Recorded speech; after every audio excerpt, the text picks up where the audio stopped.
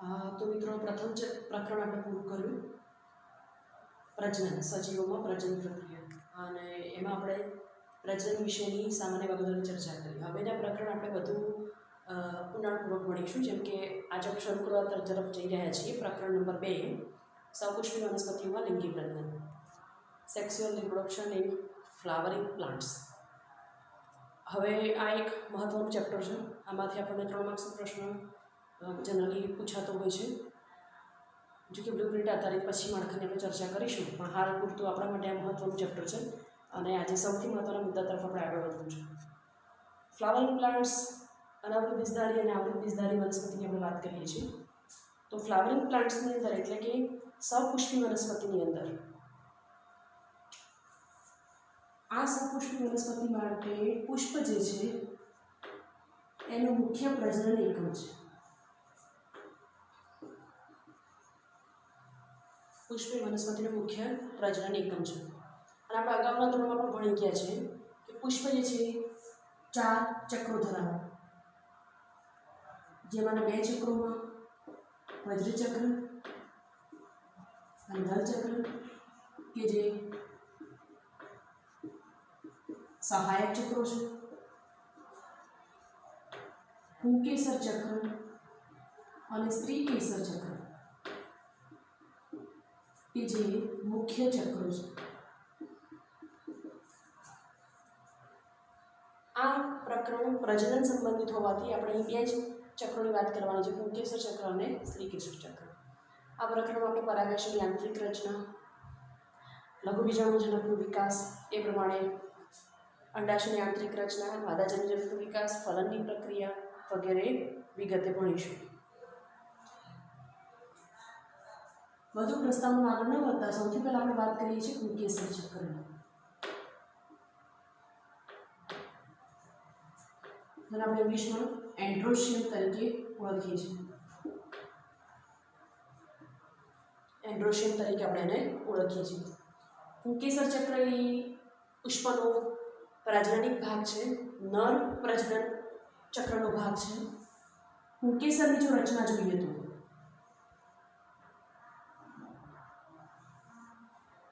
પુંકેસર એ આ પ્રકારની રચના છે. સ્પેશિયલી જોઈએ તો 2 જ ભાગોથી બનેલી છે. આમ એને જોઈએ તો 3 ભાગોથી બનેલી રચના તરીકે આપણે એને ઓળખી શકીએ. આ જે રચના છે ને એ છે એનું પરાગાશય. આ લાંબો જે છે એને આપણે કહીએ છીએ તંતુ, ફિલામેન્ટ અથવા તો સ્ટોક. સામાન્ય રીતે પુંકેસર તંતુને જ્યારે એક હોય ત્યારે આપણે પુંકેસર તંતુ બોલીએ છીએ. તો આવા પુંકેસર તંતુને સામાન્ય રીતે 2 ભાગોમાં આપણે વહેંચીએ છીએ. એક ભાગ છે પરાગાશય અને બીજો ભાગ છે તંતુ. પરંતુ તંતુ અને પરાગાશયને જોડતી પણ એક રચના છે જેને આપણે કહીએ છીએ યોજી, જેનો આપણે પરાગાશયની આંતરિક રચના ભણીશું ત્યારે ઉલ્લેખ કરીશું.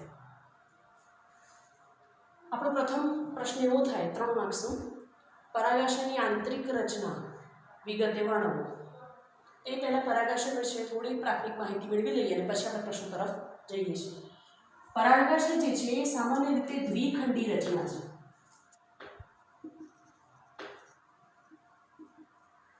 સામાન્ય રીતે દ્વિખંડી રચના છે, પરંતુ એની આયામ ધરીને કારણે તેમાં હાજર આયામ ધરીને કારણે એ ચતુકોટરીય રચના છે.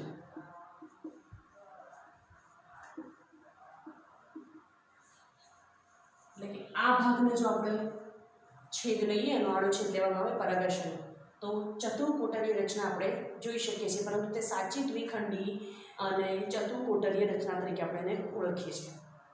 પુંકેસર તંતુ અલગ અલગ પ્રકારના હોઈ શકે. જેમ કે જ્યારે આપણે આવા પ્રકારના પુંકેસર તંતુની વાત કરીએ છીએ, આપણે જ્યારે એને જોડતા હોઈએ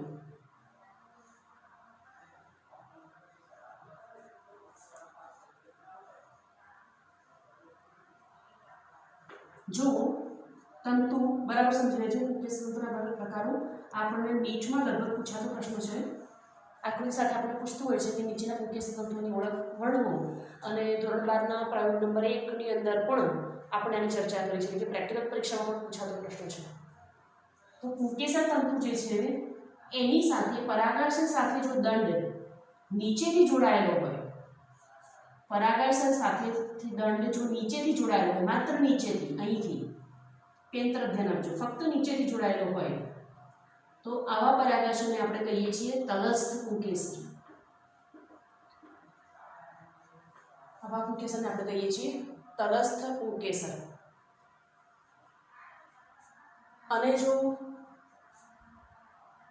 અહીં ધ્યાન આપીશું આપણે, જો તંતુ પરાગાશયના પાછળના ભાગેથી જોડાયેલો હોય, પરાગાશયના પાછળના ભાગેથી જોડાયેલો હોય, સ્પષ્ટ જોઈ શકાય છે, પરાગાશયના પાછળના ભાગેથી જોડાયેલો હોય, પાછળનો ભાગ એટલે આપણે કહીએ છીએ ડોર્સલ, તો પૃષ્ઠ જોડાણ ધરાવતો પુંકેસર તરીકે આપણે એને ઓળખીએ છીએ. ઇંગ્લિશમાં આપણે એને કહીએ છીએ ડોર્સિફિક્સ્ડ. તો આપણે એને કહીએ છીએ ડોર્સિફિક્સ્ડ. કેટલીક ખાસ પ્રકારની વનસ્પતિઓમાં પરાગાશય વધારે પડતું લાંબુ હોય છે, પરાગાશય જે છે વધારે પડતું લાંબુ હોય છે, અને એવા સંજોગોમાં તંતુ જે છે આ રીતે નીચે લટકતો હોય છે. આવા પ્રકારની જો રચના હોય તો આ પ્રકારના પુંકેસર તંતુને આપણે કહીએ છીએ વર્સેટાઇલ પુંકેસર તંતુ. વર્સેટાઇલ પુંકેસર તંતુ, વિવિધલક્ષી પુંકેસર તંતુ તરીકે આપણે ઓળખીએ છીએ. આ એક અગત્યનો ભાગ છે કે આપણને ખબર પડવી જોઈએ કે આવા કયા પ્રકારની વનસ્પતિમાં આ પ્રકારના પુંકેસર તંતુ હોય. તો વર્સેટાઇલ પુંકેસર તંતુ સામાન્ય રીતે એવી વનસ્પતિઓમાં છે કે જે વનસ્પતિઓ પવન દ્વારા પરાગિત થતી હોય, એટલે કે એનિમોફિલિક વનસ્પતિની અંદર, એનિમોફિલિક વનસ્પતિની અંદર પુંકેસર તંતુ કંઈક આ પ્રકારના હોય છે. આ એવી વનસ્પતિ છે જે પવન દ્વારા પરાગિત થાય છે. આપણને સામાન્ય રીતે ખબર છે કે પવન દ્વારા પરાગિત થતી વનસ્પતિ એ મોટે ભાગે ધાન્ય વર્ગની વનસ્પતિ છે, મોટે ભાગે ધાન્ય વર્ગની વનસ્પતિ છે. આ વનસ્પતિ જે છે હવામાં મુક્ત રીતે હલનચલન દર્શાવે છે, અને એ હલનચલન દર્શાવવાના કારણે એ પુષ્પની પરાગરજ જે છે એ અન્ય પુષ્પ સાથે સંપર્કમાં, અથવા તો એ જ પુષ્પના અન્ય ભાગ સાથે સંપર્કમાં આવે છે, જેમ કે મકાઈ. એટલા માટે એના પરાગાશય જે છે આ પ્રકારે ખાસ રીતે લાંબા હોય છે અને એની સાથે મુક્ત રીતે હરીફરી શકે એ પ્રકારના હોય છે. આની મેં ચર્ચા એટલા માટે કરી છે વધારે, કારણ કે પાછળથી આપણે પરાગયનના પ્રકાર જ્યારે ભણીશું એ વખતે એનિમોફિલનું ઉદાહરણ ખાસ ભણતા હોઈએ છીએ. હવે જો તંતુ સંપૂર્ણપણે આખા પરાગાશયને ઘેરીને ઉપરથી છેક ગોઠવાતો હોય, આખા પરાગાશયને ઘેરીને જો ઉપરથી ગોઠવાતો હોય, છેક ઉપરથી, આવા સંજોગોમાં આ પુંકેસર તંતુને એડેનેટ પ્રકારનો પુંકેસર તંતુ કહીએ છીએ. આ પ્રકારને આપણે કહીએ છીએ એડેનેટ પ્રકારનું પુંકેસર તંતુ. આની વાત મિત્રો ફરીવાર કહું છું, આપણે પુસ્તકમાં ઉલ્લેખ કરેલ નથી આ મુદ્દાનો, પણ નીટ સંદર્ભે, ગુજકેટ સંદર્ભે આપણે વારંવાર પૂછાતું હોય છે, એટલા માટે હું આને ભારપૂર્વક તમને ધ્યાન આપવા માટે કહું છું. તો 4 પ્રકારના પુંકેસર તંતુઓની વાત છે. સૌથી પહેલું, શેના આધારે આના 4 પ્રકાર પડ્યા છે? તો પરાગાશયની જે રચના છે, દ્વિખંડી પરાગાશયની રચના, એની સાથે આ તંતુ એટલે કે સ્ટોક કેવી રીતે જોડાયેલો છે, કયા સ્થાનેથી જોડાયેલો છે, એના આધારે પુંકેસર તંતુના આટલા પ્રકારો પડે છે. લાઈક પહેલા પ્રકારમાં આપણે વાત કરી કે જો પરાગાશય સાથે નીચેથી તંતુ જોડાયેલો હોય, પરાગાશય સાથે જો નીચેથી તંતુ જોડાયેલો હોય તો આપણે એને કહીએ છીએ તલસ્થ પુંકેસર.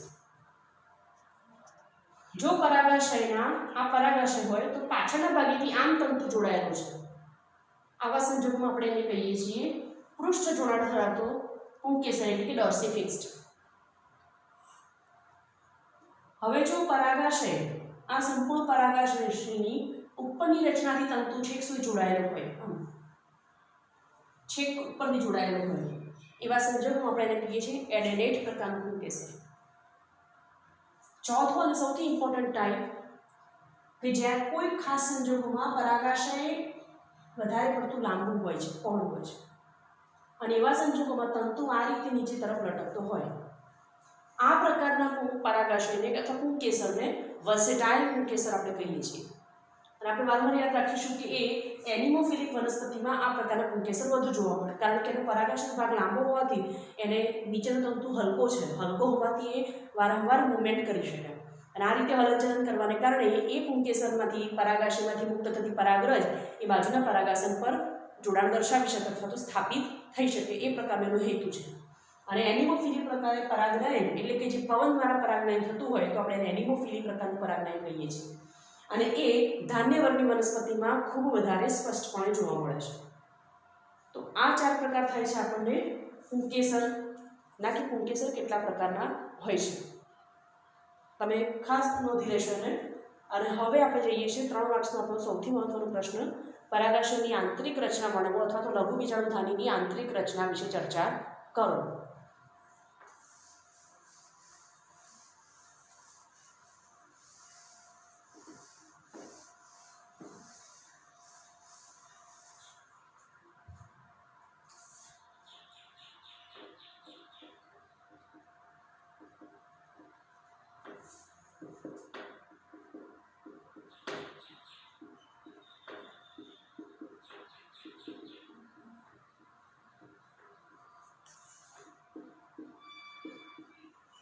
આપણને 3 માર્ક્સનો ખાસ પ્રશ્ન છે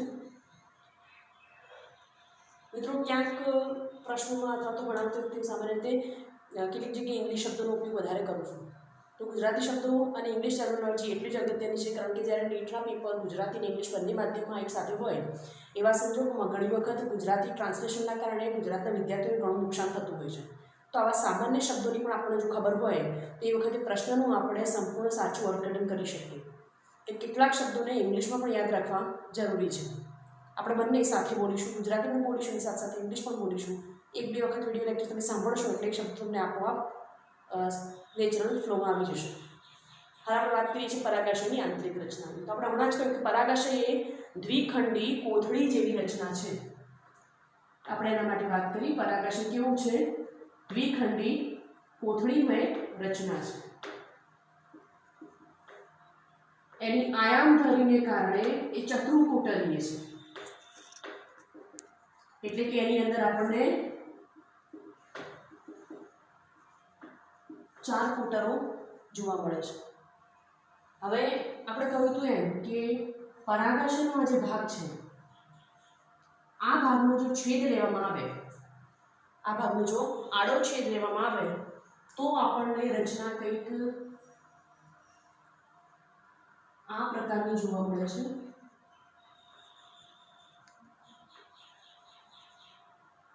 હું થોડી વચ્ચે જગ્યા રાખું છું જેથી આપણે તમામ સ્તરોની માહિતી સરળતાથી મળી રહે.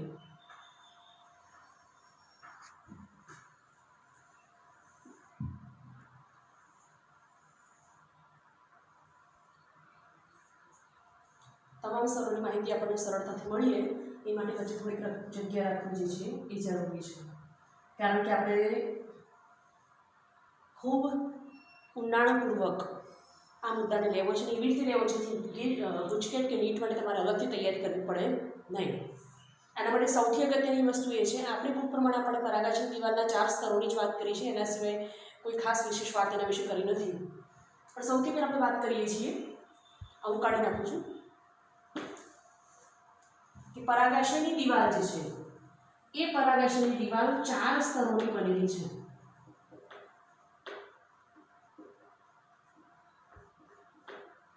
પરાગાશયની દિવાલ જે છે 4 સ્તરોની બનેલી છે. એનું સૌથી પહેલું લેયર છે એ છે અધિસ્તર, જેને આપણે ઇંગ્લિશમાં કહીએ છીએ એપિડર્મિસ. અધિસ્તર એટલે કે આપણે ઓળખીએ છીએ એઝ એપિડર્મિસ. આ જે એપિડર્મિસ છે એ મિત્રો યાદ રાખવાનું કે પહેલાં તો આપણને પ્રશ્ન થવો છે કેટલા સ્તરીય છે, કન્ફ્યુઝન અહીંયા હોય છે. તો આ ફક્ત એક જ સ્તરની બનેલી રચના છે, ફક્ત એક જ સ્તરની બનેલી રચના છે. અહીંના જે કોષો છે એ ચપટા અને લાંબા કોષો છે. હવે આપણે વનસ્પતિ પ્રકારની અંતઃસ્તરચના વખતે આ પ્રકારના કોષો દોરેલા છે ને મૂળની અંતઃસ્તરચના પ્રકારની અંતઃસ્તરચના વખતે આપણે આ પ્રકારના કોષો જે છે એ દોરેલા હોય છે, બરાબર છે, જેથી આપણને ઓળખ છે કે આ પ્રકારના કોષો આની અંદર જોઈ શકાય છે। હું તમને વધારે ક્લિયર દેખાય ને માટે અહીંયા પણ એ રચના દોરું છું। આ પ્રકારના કોષો એક જ સ્તર આપણે પરાગશની આંતરિક રચનામાં બહારથી અંદર તરફ જઈએ છીએ, બહારથી અંદર તરફ જતા સૌથી પહેલું લેયર આવશે અધિસ્તર, એક સ્તરીય છે, ચપટા કોષોથી બનેલું છે, એટલા માટે આપણે એવું કહી શકીએ કે પરાગાશયની દિવાલમાં સૌથી બહારનું સ્તર એ અધિસ્તર છે, જે એક સ્તરીય અને ચપટા પાતળા કોષોથી બનેલી રચના છે। સ્વાભાવિકપણે આ સ્તરનું કામ શું હશે તો મિત્રો હંમેશા યાદ રાખવું કે જ્યારે પ્રાણીની વાત હોય કે વનસ્પતિની વાત હોય એના કોઈ પણ અંગની વાત હોય સ્પેશિયલી ત્યારે હંમેશા સૌથી બહારનું લેયર એ રક્ષણાત્મક ભૂમિકા ભજવે, ત્યારે સૌથી અંદરનું લેયર જે છે સ્તર એ પ્રાણીઓ હોય તેમાંથી શ્લેષ્મ સિક્રેટ કરવાની કાર્યપ્રણાલી સાથે હંમેશા જોડાયેલું હોય છે। વારંવાર આપણે આના વિશે વાત પણ કરીશું, પણ આ સામાન્ય બાબત છે એ સમજવા માટે।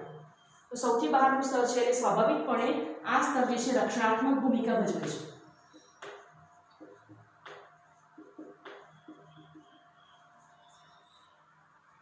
ત્યાર પછીનું સ્તર છે એટલે કે જસ્ટ એના બીનીથમાં આવેલું એની પાછળ આવેલું સ્તર છે, નીચે આવેલું સ્તર છે, એને આપણે કહીએ છીએ એન્ડોથેશિયમ।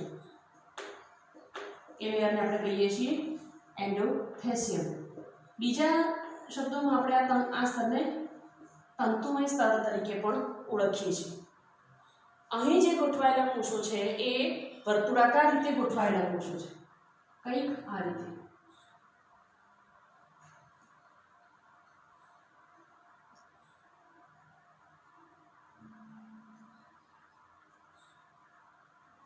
આ પ્રકાર ફરી પ્રશ્ન થાય આપણને કેટલા સ્તર છે, આ પણ એક સ્તરીય રચના છે। આ કોષો જે છે આ પ્રકારે વર્તુળાકારે ગોઠવાયેલા કોષો છે, આની વચ્ચે અવકાશ નથી, ખૂબ નજીક ગોઠવાયેલા કોષો છે। આ કોષોની વચ્ચે એક ખાસ પ્રકારના દ્રવ્યનું આવરણ આવેલું છે, એ દ્રવ્યને આપણે કહીએ છીએ કેલોઝ દ્રવ્યનું આવરણ છે। આ ખાસ ધ્યાનમાં રાખીશું આપણે કયા દ્રવ્યનું આવરણ છે અંદર કોષો વચ્ચે કેલોઝ દ્રવ્યનું આવરણ એની ફરતે હોય છે। કયા સ્તરમાં? બીજા નંબરના સ્તરમાં એટલે કે એન્ડોથેશિયમ અથવા તો તંતુમય સ્તરની અંદર। આ સ્તરને આપણે સ્ફોટી સ્તર તરીકે પણ ઓળખીએ છીએ, કારણ કે જ્યારે પણ પરાગાશય પરિપક્વ થાય ત્યારે આ વિસ્તારમાંથી ફૂટવાનું કામ કરે છે। બીજું મારે એ કહેવું હતું મિત્રો કે આ જે ભાગ છે આ ખાંચને આપણે જો થોડીક અંદર તરફથી દર્શાવીએ તો આ જે છે એ પોઈન્ટ થાય છે, પરાગાશય ક્યાંથી ફાટે? આ વિસ્તારમાંથી। ક્યાંથી ફાટે તો આ વિસ્તારમાંથી, અને વચ્ચેનો જ્યાં પોઈન્ટ આપણે દોરીએ છીએ આને આપણે કહીએ છીએ કનેક્ટિવ। શું કહીએ છીએ આપણે એને? કનેક્ટિવ એટલે કે સંયોગી। આ જોડવાનું કામ કરે છે, કારણ કે આ ચારે ચાર પોટર જે છે એકબીજા સાથે જોડાયેલા હોવા જોઈએ, એટલે એને જોડવાનું કામ કરે છે એ છે કનેક્ટિવ એટલે કે સંયોગી પેશી। ફાઇન, તો આપણે બીજા લેયરની વાત કરીએ એન્ડોથેશિયમ કે જે તંતુમય સ્તર છે, એક સ્તરીય રચના છે, કોષો રેડિયલી એટલે કે વર્તુળાકાર રીતે ગોઠવાયેલા છે અને એની અંદર કેલોઝ દ્રવ્યનું આવરણ છે। આ પણ એક સ્તરીય રચના છે। ત્યાર પછીનું સ્તર એટલે કે ત્રીજા નંબરનું સ્તર આપણા માટે થશે એ છે મધ્ય સ્તરો।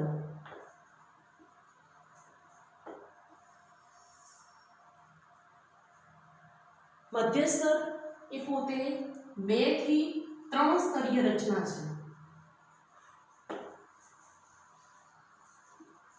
કેટલા સ્તરીય રચના છે?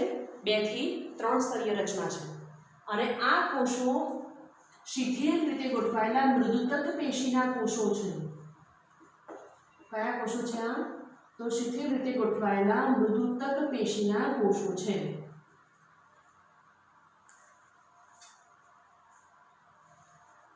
આપણે જો અહીંયા દોરીએ એક સ્તર,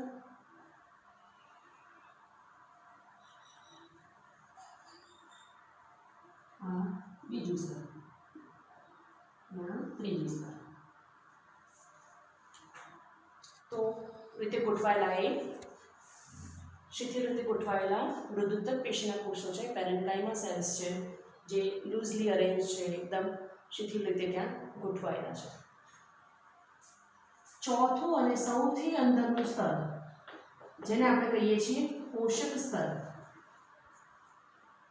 આ સૌથી અગત્યનું છે, જેને આપણે કહીએ છીએ ટેપેટમ. ઇંગ્લિશમાં આપણે શું બોલીએ છીએ? ટેપેટમ. પોષક સ્તર જે સૌથી વધારે અગત્યનું સ્તર છે. આ ટેપેટમ એ એક સ્તરીય કે દ્વિસ્તરીય રચના હોઈ શકે. એક સ્તરીય કે દ્વિસ્તરીય રચના હોઈ શકે. કેટલીક વનસ્પતિઓમાં એક સ્તરીય તો અન્ય કેટલાકમાં એ દ્વિસ્તરીય રચના તરીકે ઓળખાય છે. આ પોષક સ્તર સૌથી વધારે અગત્યનું સ્તર છે. આ પોષક સ્તરના કેટલાક ખાસ ફંક્શન્સ છે, ઉપયોગો છે, એના વિશે આપણે ચર્ચા કરીએ. સૌથી પહેલી વાત છે, પોષક સ્તરનું નામ છે એ પ્રમાણે પોષણ આપવાનું કામ કરે. કોને? વિકસતી પરાગરજને પોષણ આપવાનું કામ કરે, જે હાલ લઘુબીજાણુ સ્વરૂપમાં છે. આ હાલ આપણે જે દોરીએ છીએ પરાગાશય, એ ખૂબ જ યંગ પરાગાશય છે, ખૂબ જ ત્વરિત પરાગાશય, જે પરિપક્વ થયું નથી, શરૂઆતના સ્ટેજમાં છે. એટલે આપણે ઇંગ્લિશમાં આર્ચી માઇક્રોસ્પોરેન્જિયા તરીકે ઓળખીએ છીએ. બિલકુલ શરૂઆતના સ્ટેજમાં છે. હજુ પરાગાશય તો બનવાની શરૂઆત થઈ જ નથી, હજુ તો હવે થશે જ્યારે લઘુ પરાગ ચતુષ્ક બને ત્યારે. તો એ વખતે જે લઘુ પરાગ ચતુષ્ક બને એમાંથી જે પરાગરજનું નિર્માણ થાય, એ પરાગરજના વિકાસ માટે પોષણ ખૂબ જરૂરી છે. પોષણ આપવાનું કામ કોણ કરે? ટેપેટમ, એટલે કે પોષક સ્તર. તો પહેલું એનું ફંક્શન થશે કે પોષણ આપવાનું કાર્ય કરે.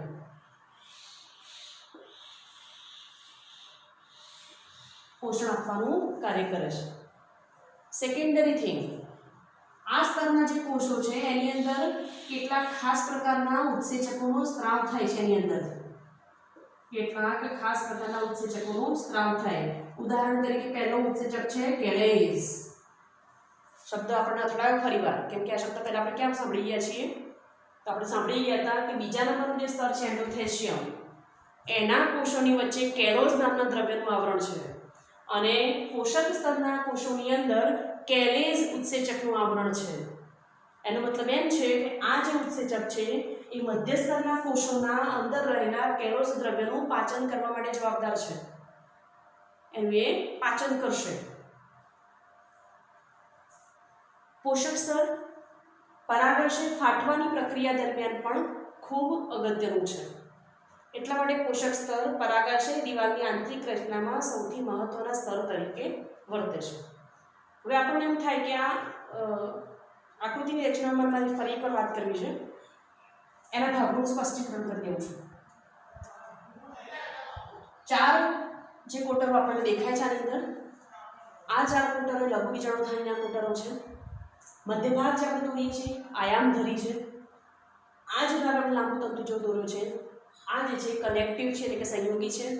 જે આ જે ચાર ચતુષ્ક છે, ચાર કોટરો છે સર, આ ચાર કોટરો જ્યારે શરૂઆતના સ્ટેજમાં પરિપક્વની પ્રક્રિયા ચાલુ હોય, જ્યાં સુધી સંપૂર્ણ પરિપક્વન પૂરું નથી થયું ત્યાં સુધી આ ચાર કોટરો એકબીજા સાથે જોડાયેલા હોય છે.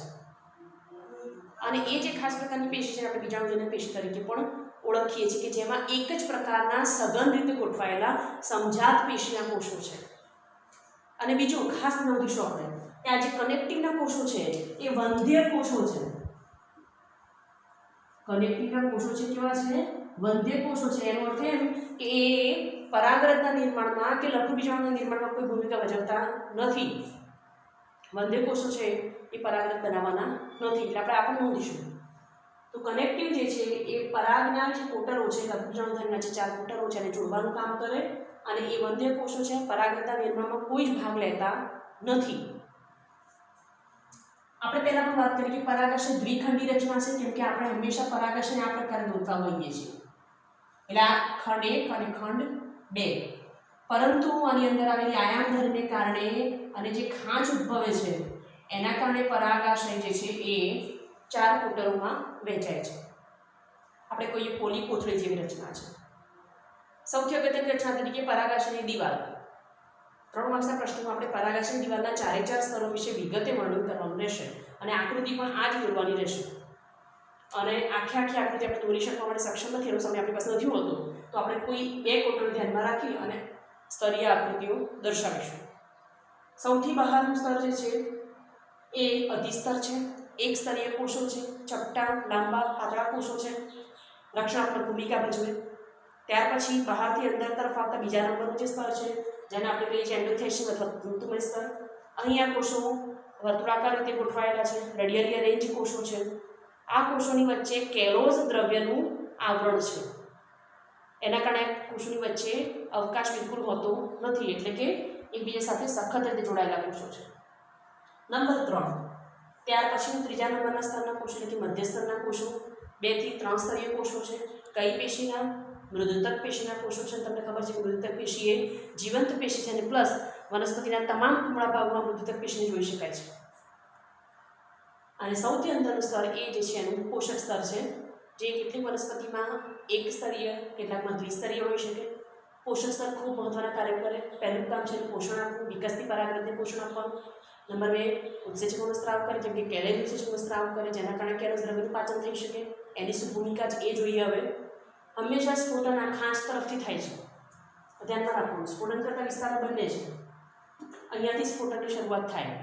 જ્યારે પણ પરાગાશય પરિપક્વ થાય અને જ્યારે પરાગાશય સ્ફોટન કરવાની તૈયારીમાં હોય ત્યારે શું થાય છે ખાસ ધ્યાન રાખવાનું.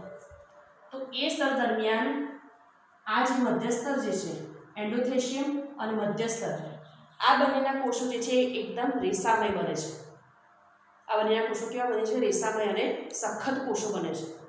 એટલે એ વિસ્તારનો ભાગ જે છે એ મજબૂત થઈ જાય છે, એટલે ત્યાંથી સ્ફોટન થઈ શકતું નથી. એટલે સ્ફોટનની શરૂઆત હંમેશા ખાંચવાળા ભાગેથી થાય છે, કેમ કે આ વિસ્તાર જે છે, આ ભાગ જે છે એ પહેલાં જેવો જ એઝ યુઝ્યુઅલ રહે છે.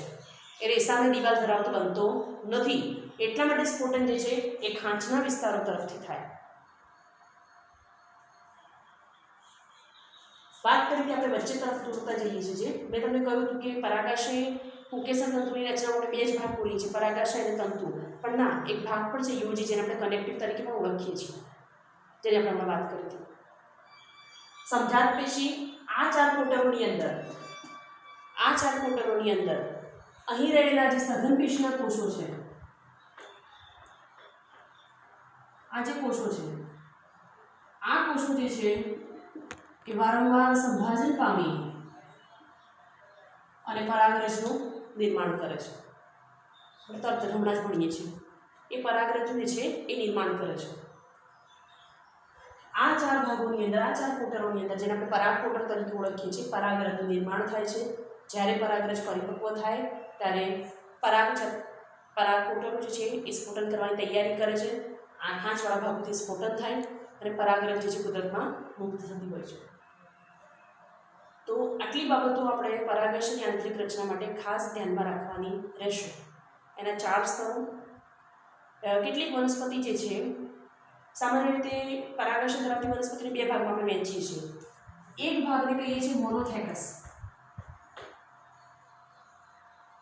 અને બીજા ભાગને આપણે કહીએ છીએ ડાયથેકસ. હવે તમને કહી દઉં અહીંયા થેકાનો અર્થ શું થાય? થેકા એટલે કોટર થાય. થેકા એટલે કોટર થાય.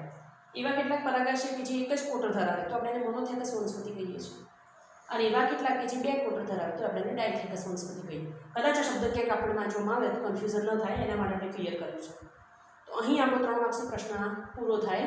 પરાગાશયની આંતરિક રચના વર્ણવો. આઈ હોપ તમને સમજાઈ ગયું હશે. પણ જો કદાચ ક્યાંય કોઈ ક્વેરી લાગે તો વિડીયોની નીચે કમેન્ટ બોક્સમાં આના વિશે જરૂર લખો, જેથી મને એનો રિપ્લાય આપતા પણ ખબર પડે. અને જો તમે મારા પરિચિત છો, મારો નંબર ધરાવો છો, તો મને તમે ફોન કે વોટ્સઅપ દ્વારા પણ પૂછી શકો, તો પણ હું એ ક્લિયર કરીશ. એક નાના મુદ્દાની એની સાથે વાત કરવી છે આપણે કે પરાગરજનું નિર્માણ કેવી રીતે થાય. આની અંદર જે પરાગરજ બને છે એ ખરેખર કેવી રીતે બને છે? તો આપણને ખબર છે કે એ જનન કોષ છે. પરાગરજ એ વનસ્પતિનો શું છે? નરજનન કોષ છે. નરજનન કોષ હોય એટલે આપણને ખબર છે કે કઈ પ્રક્રિયા દ્વારા બનશે? અર્ધીકરણ દ્વારા બને. કઈ પ્રક્રિયા દ્વારા બને? અર્ધીકરણ દ્વારા બને.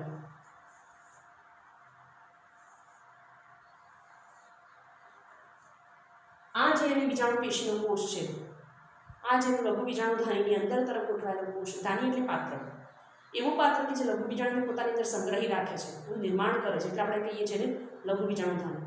તો લઘુ બીજાણુધાનીનો આ કોઈ કોષ છે જેને આપણે કહીએ છીએ લઘુ બીજાણુ માતૃકોષ.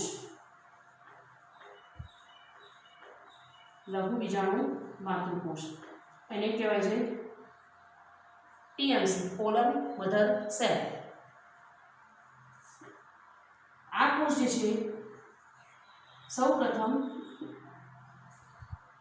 બે ભાગમાં, ત્યારબાદ અધિકરણની પ્રક્રિયાથી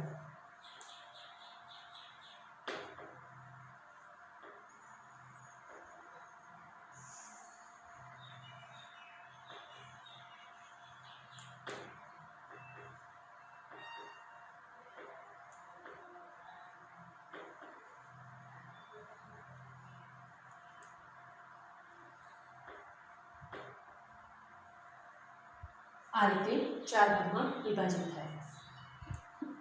આ 4 ભાગ જ્યારે બને એટલા માટે આપણે કહીએ છીએ પરાગ ચતુષ્ક. ઇંગ્લિશમાં આપણે કહીએ છીએ પોલર ટેટ્રાડ. પરાગ ચતુષ્ક તરીકે ઓળખીએ છીએ. હવે આ જે છે પરાગરંધ્રની રચના થશે આની અંદર. હવે આ જે 4 ભાગો છે પરાગ ચતુષ્કના જે 4 વિસ્તાર છે, નંબર 1, 2, 3 અને 4, આ 4 કોષો સ્વતંત્ર પરાગરજ બનવાની ક્ષમતા ધરાવે છે. આ 4 કોષો સ્વતંત્ર પરાગરજ બનવાની ક્ષમતા ધરાવે છે. આ 4 જે છે એ નવી પરાગરજમાં નિર્માણ પામશે. નવી પરાગરજમાં નિર્માણ પામશે. જે કોષમાંથી લઘુ બીજાણુધાનીના જે કોષની અંદરથી પરાગરજની રચના થાય એને આપણે બોલીશું લઘુ બીજાણુ માતૃકોષ, PMC, પોલર મધર સેલ. અને એવી રીતે જ્યારે મહાબીજાણુ બનવાનું હશે ત્યારે આપણે એને બોલીશું MMC. આપણે એને બોલીશું MMC. હવે આ પરાગ ચતુષ્કના 4 કોષો જે છે સંપૂર્ણપણે સક્રિય છે અને આ 4 કોષો નવી પરાગરજમાં નિર્માણ પામવા માટે સક્ષમ છે. આ રીતે પરાગરજનું નિર્માણ થશે. હવે પરાગરજ કેવી છે, એની આંતરિક રચના કેવી છે અને શું કાર્યો છે, એની લાક્ષણિકતાઓ શું છે, એની વિગતો આપણે હવે પછીના લેક્ચરમાં સમજીશું. હાલ એક બીજી વાત મારે તમને કરવી છે, નીટના સંદર્ભે ખાસ ધ્યાનમાં રાખજો કે પોષક સ્તરના જે કાર્યો દર્શાવ્યા અમે એક વધારાનું કાર્ય આપણે નોંધ કરીશું. તમે બુકની અંદર અને ખાસ નોંધજો તો તમારી પર્સનલ નોટમાં પણ નોંધજો. અને તમે લેક્ચર જોયા પછી જ્યારે બુકના મુદ્દા જોશો ત્યારે તમને એવું થોડું થશે કે આની અંદર આના કાર્યોનો અભાવ છે. સાથે સાથે જો તૈયાર થાય તો નીટની તૈયારી પણ અઘરી હોતી નથી. તો એટલા માટે મારે તમને કહેવું છે કે પોષક સ્તરના આપણે 3 કાર્યોની વાત કરી હતી. પોષણ આપવાનું કાર્ય કરે, કેલેસ વિશેષ સ્ત્રાવ કરે, અને ત્રીજું અને સૌથી મહત્વપૂર્ણ કાર્ય જે છે આ જે છે પોષક સ્તરના કોષો એ પોતે સ્પોરોપોલિનિન દ્રવ્યનું સ્ત્રાવ કરે છે.